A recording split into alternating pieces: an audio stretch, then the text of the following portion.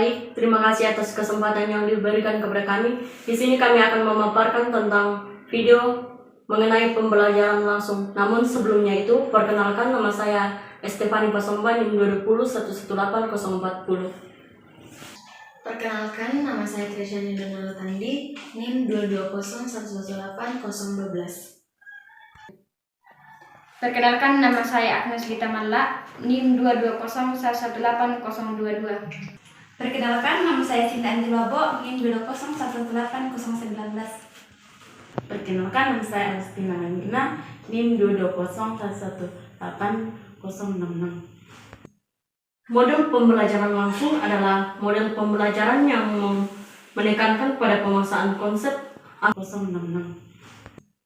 Model pembelajaran langsung adalah model pembelajaran yang menekankan pada penguasaan konsep atau perubahan perilaku dengan mengutamakan pendekatan deduktif.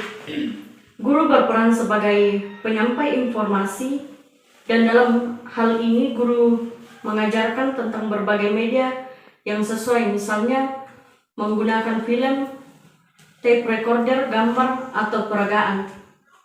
Bagian-bagian tahap model pembelajaran yaitu orientasi, sebelum menyampaikan dan menjelaskan dan memberikan kerangka pelajaran, orientasi terhadap materi yang akan disampaikan, bentuk-bentuk orientasi berupa kegiatan pendahuluan.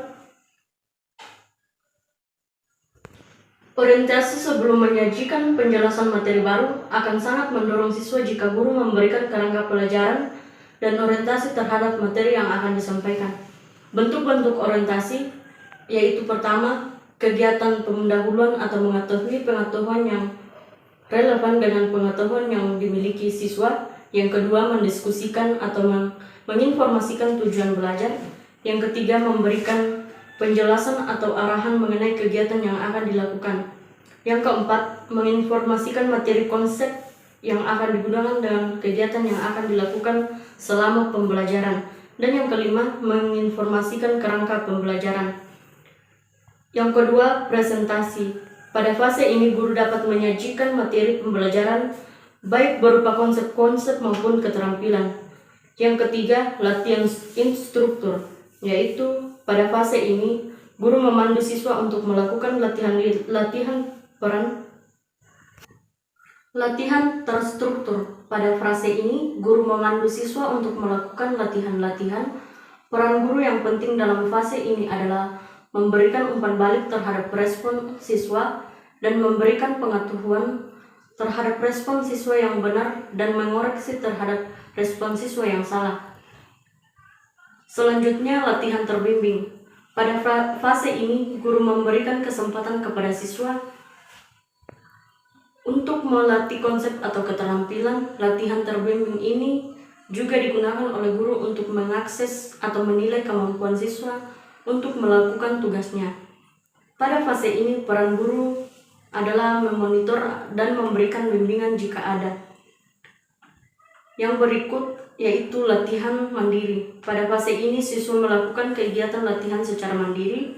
Fase ini dilalui siswa jika telah menguasai tahap tugas 85% hingga 90% dalam fase bimbingan latihan. Materi selanjutnya, ciri-ciri model pembelajaran. Model pembelajaran mempunyai 4 ciri khusus yang membedakan dengan strategi, metode atau prosedur. Ciri-ciri tersebut antara lain: yang pertama, model pembelajaran merupakan rasional, teoretik, logis, yang disusun oleh para pencipta atau pengembangnya. Kedua, berupa landasan pemikiran mengenai apa dan bagaimana peserta didik akan belajar atau memiliki tujuan belajar dan pembelajaran yang ingin dicapai.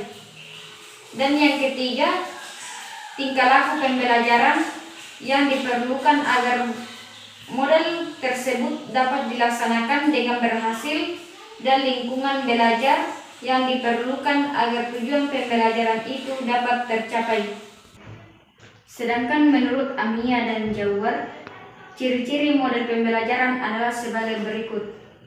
Yang pertama, berdasarkan teori pendidikan dan teori belajar tertentu. Kedua, mempunyai misi atau tujuan pendidikan tertentu. Ketiga, dapat dijadikan pedoman untuk perbaikan kegiatan pembelajaran di kelas. Keempat, memiliki perangkat bagian model. Dan yang kelima, memiliki dampak sebagai akibat penerapan model pembelajaran baik langsung maupun tidak langsung. Fungsi model pembelajaran adalah pedoman dalam perancangan hingga pelaksanaan pembelajaran, yang mengemukakan bahwa fungsi model pembelajaran adalah sebagai pedoman bagi perancang, pengajar, dan para guru. Oleh karena itu, pemilihan model sangat dipengaruhi sifat dari materi yang akan dibelajarkan, tujuan kompetensi yang akan dicapai dalam pembelajaran tersebut, serta tingkat kemampuan peserta didik. Materi yang dibelajarkan tersebut, model pembelajaran juga dapat dikategorikan berdasarkan beberapa jenis yang sesuai dengan tujuan yang diinginkan. Materi selanjutnya, keunggulan dan kelemahan model pembelajaran langsung. Yang pertama, model pembelajaran langsung yang menekankan kegiatan mendengar, misalnya ceramah, dan mengamati, misalnya demonstrasi, dapat membantu siswa yang cocok belajar dengan cara-cara ini. Yang kedua, dengan model pembelajaran langsung, guru mengendalikan isi materi dan urutan informasi yang diterima oleh siswa, sehingga dapat mempertahankan fokus mengenai apa yang harus dicapai oleh siswa. Ketiga, merupakan cara yang paling efektif untuk mengajarkan konsep dan keterampilan-keterampilan yang eksplisit kepada siswa yang berprestasi rendah.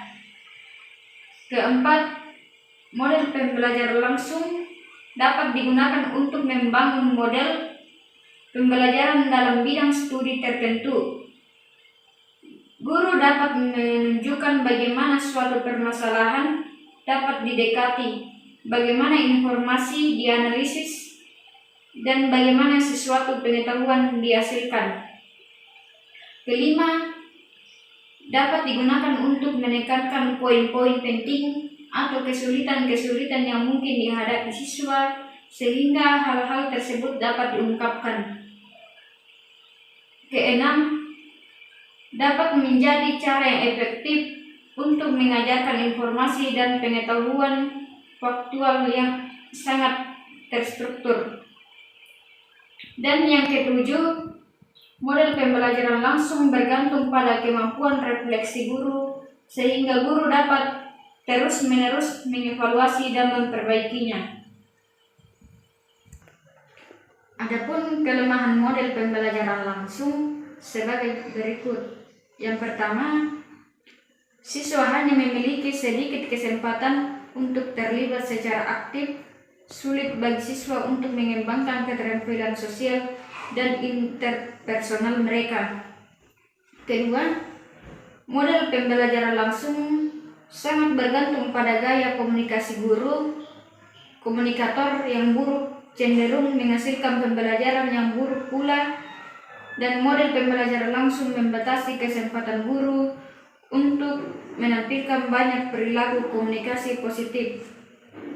Ketiga, jika model pembelajaran langsung tidak banyak melibatkan siswa, siswa akan kehilangan perhatian setelah 10-15 menit dan hanya akan mengingat sedikit isi materi yang disampaikan.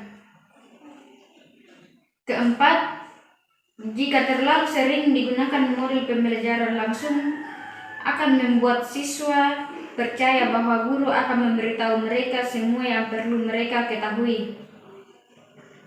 Hal ini akan menghilangkan rasa tanggung jawab mengenai pembelajaran mereka sendiri. Kelima, karena guru memainkan peran pusat dalam model ini, Kesuksesan strategi pembelajaran ini bergantung pada image guru. Jika guru tidak tampak siap, berpengetahuan, percaya diri, antusias, dan terstruktur, siswa dapat menjadi bosan, teralihkan perhatiannya, dan pembelajaran mereka akan terhambat. Selamat pagi anak-anak. Selamat pagi, Bu. Ya, baik. Sebelum kita memulai proses pembelajaran kita pada hari ini, Ibu persilakan kepada Agus untuk memimpin kita dalam doa.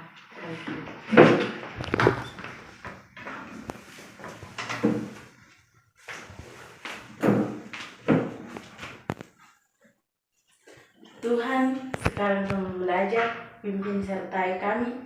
Amin. Ya, baik. Ya, oke. Pada pertemuan kali ini kita akan mempelajari tentang matematika, yaitu penjumlahan, perkalian, dan pengulangan. Yang pertama, penjumlahan. Ibu mau tanya, 1 ditambah 1 sama dengan 2. 2 ditambah 2 sama dengan 4. Ya, sekarang perkalian. 2 dikali 2 sama dengan 4. 5 dikali 2 10 ya. Dan sekarang kita masuk pada pengurangan. 10 dikurang 5 berapa? 5. Ya, sekarang 8 kurang 4 sama dengan 4 ya. Sekarang Ibu mau tanya Agus, 5 dikurang 3 berapa? 2, Bu Guru. Ya. Ya. Ya, sekarang Sinta, 4 dikurang 1 berapa? 3, Bu Guru. Ya, baik. Sampai di sini pertemuan pada hari ini. Sampai jumpa untuk pertemuan selanjutnya. Ibu persilakan kepada Sinta untuk memimpin kita doa sebelum kita pulang.